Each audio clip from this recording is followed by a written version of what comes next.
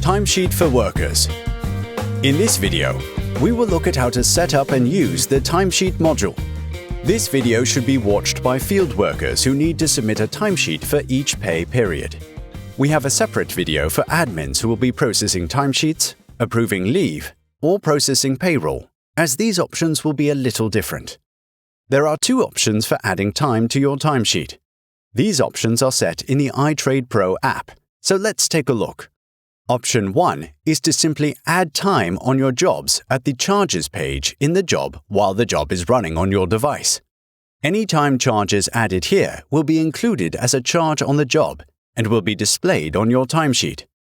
Option 2 is not to use the charges section on the job. Instead, when a job is completed, we will show a timesheet pop-up, allowing your time to be easily added. These options can be used based on your business type. Option 1. Once the job is started, you will be able to add a time charge to the job.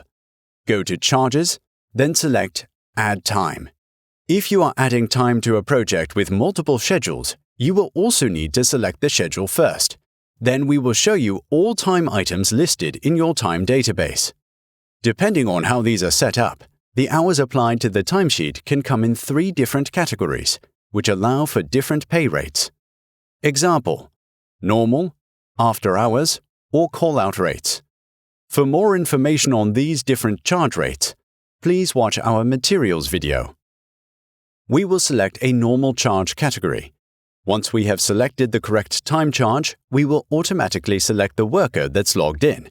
If a trainee is assigned to you for that date, they will also appear here automatically. You can then edit the worker, change the rate, date, start time, and hours. Any hours added here will be applied to the job as a charge and also applied to their timesheet. You can also add another entry. This allows you to add other workers or other dates. iTrade automatically rounds the hours in 15-minute increments, rounding 5 minutes up. 5 minutes will become 15, 20 minutes will become 30, and so on.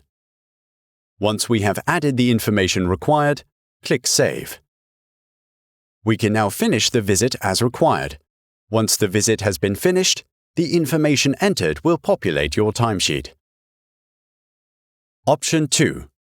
With Option 2, you will use our timesheet pop-up to enter your time once you have finished the visit. Again, we need to start the job. Enter all information as required. Once you have finished entering the details, click Next. Then select one of the following: Pause, Revisit, Reschedule, or Complete. We will then show you the timesheet pop-up. This pop-up will only appear if no time charges were added to this visit. You then have 3 options. Add time to timesheet and charges. This is Option 1. It will allow you to edit the date, start time, and hours charged. Then select a time charge category. Add time to My Timesheet only. This will allow you to add time on your timesheet without adding a charge on the job. Like before, you can edit the date, start time, and hours. You can also add another line to add additional staff members' time or time for a different date. Skip adding time. This will not add any time to your timesheet or as a charge on the job. To review timesheet entries, we click Timesheet from the dash view. Alternatively, we can view this in the menu on the top left, then click My Timesheet. Timesheets are viewed on the live server for accuracy. This means an internet connection is required to view and edit timesheets. When you click Timesheet, you will be taken directly to your timesheet on the server. From here, you can select the time period you would like to review or submit. Please note, once you submit your timesheet, you will only be able to view it. If you have not submitted a timesheet for a pay period that has passed, it will display in red. If a timesheet is submitted for a past period, it will display in green. To check and/or edit your timesheet, click on the period you would like to view. Once in your timesheet, we can add downtime, reimbursements, on-call allowances, unpaid breaks, sick leave, public holidays, notes, and request annual leave. To access these options, either swipe right or click on the menu button on the top left. Downtime. Select the date you wish to add the downtime to. Select a start and finish time. We will automatically calculate the hours worked. Then enter the downtime details and click Save. Downtime is considered paid time.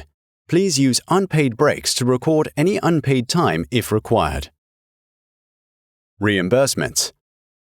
Again, select the date you wish to add the reimbursement to. Add the amount and purchase details, and click Save. On call. Please select the date you are on call. Then click Finished. Unpaid breaks. Again, select the date you wish to add the unpaid break to. Select a start and finish time, and a note about the break in the break details. Then click Save. Sick leave. In here, find the date you require and select the drop-down menu. Then select As required. Once completed, click Finished. Public holidays. Please select which dates were public holidays. Then click Finished. Note. This is where we can add a note on our timesheet. Please select the date you wish to add the note to. Add the note as required. Then click Finished. To request annual leave, select the start date, then what time the leave will start on that date. You then select the end date. This will be the last day of leave, and again, the time the leave will end. Note: only adjust the start of day and end of day times if you are entering a partial day off. We can then choose days to exclude. Once you have completed the details as required, select Submit Request. We will email your employer and request the annual leave. Please note that annual leave still requires approval from your employer. To check if your leave has been approved, click on My Annual Leave. From here, you can see past annual leave and check if any annual leave is still awaiting approval. To edit the hours on the timesheet that relate to jobs or projects, click on the hours you would like to edit. When we edit the hour on our timesheet, we also have the option to edit the hours in the charges on the job. Please edit the time and/or rate as required. If you don't wish to edit the charges on the job, please unselect Update Job Details. Otherwise, by default, we will automatically update the charges on the job or project. To edit all other entries, click on the hours and edit as required. We will also show if the hours were edited. If the hours are displayed in blue, this means the time entry hasn't been edited. If it's in green, this means the worker has edited this time. If the entry is red, this means it was edited by an administrator. If there are multiple entries for a single day, we will show totals for that day. At the bottom of the pay period, we will display all totals for all entries added. Once you have completed your timesheet, you need to sign and submit it. You can do this in the left-hand menu, or click Next at the bottom of the page, and then click Sign and Submit.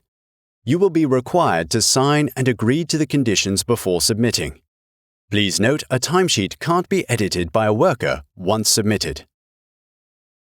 Once submitted, you can still view all previous timesheets. Check out our other videos to learn more about all the modules in iTrade. If you require any assistance, please email support@itrade.net. Our email support is always free. We are always happy to help.